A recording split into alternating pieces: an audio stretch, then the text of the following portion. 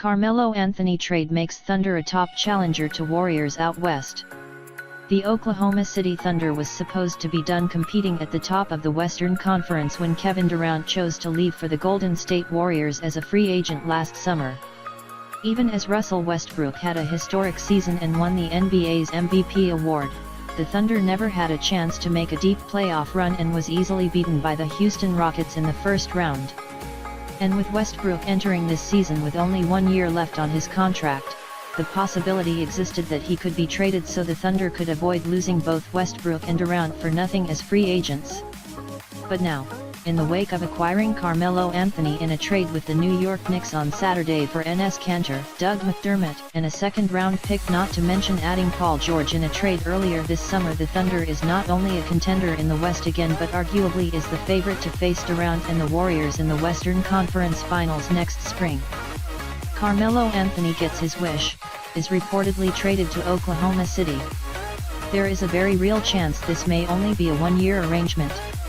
Westbrook, George, and Anthony all have options on their contracts at the end of this season, which could theoretically leave Oklahoma City in a position where it will have to completely start over a year from now if all three walk as free agents next summer.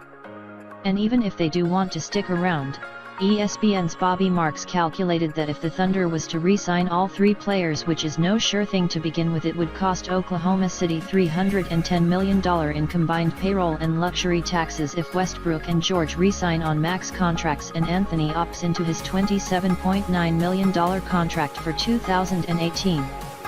Obviously there is no way a small market team like Oklahoma City could afford that, and there may not be a single team, including the Los Angeles Lakers, that could. None of that matters for now, though. Essentially, Thunder general manager Sam Presti turned a combination of Kanter, Cameron Payne, Victor Oladipo, and Domantas Sabonis, two backups, an average starter on a bloated contract and a rookie off an uninspiring first season, into Carmelo Anthony and Paul George. Regardless of the risk of the roster falling apart next summer, those are moves any team would be foolish not to make. And, for this upcoming season, it should be a wonderful fit on the court. Now Oklahoma City can deploy a starting lineup featuring Westbrook, Andre Roberson, George, Anthony, and Steven Adams that will have all five players slot into a logical place in the lineup.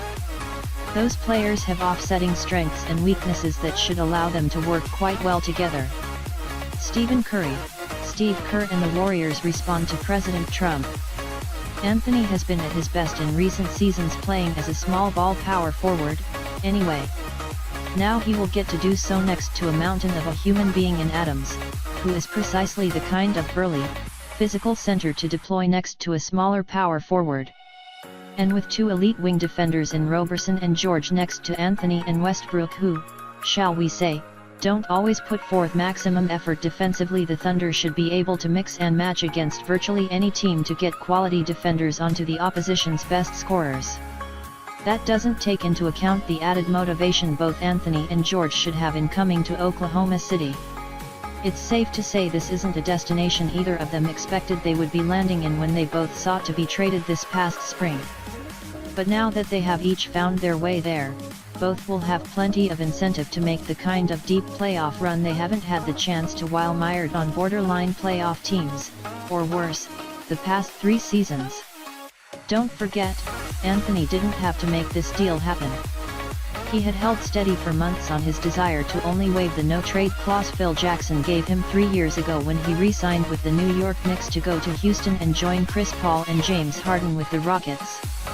But in expanding his list of acceptable destinations to include the Cleveland Cavaliers and the Thunder, he allowed New York to find an acceptable deal that would allow both him and the Knicks a fresh start.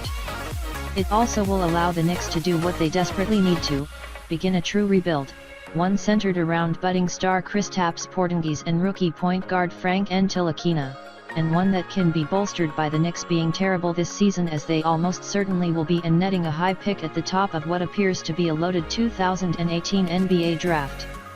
So please subscribe our channel for more videos.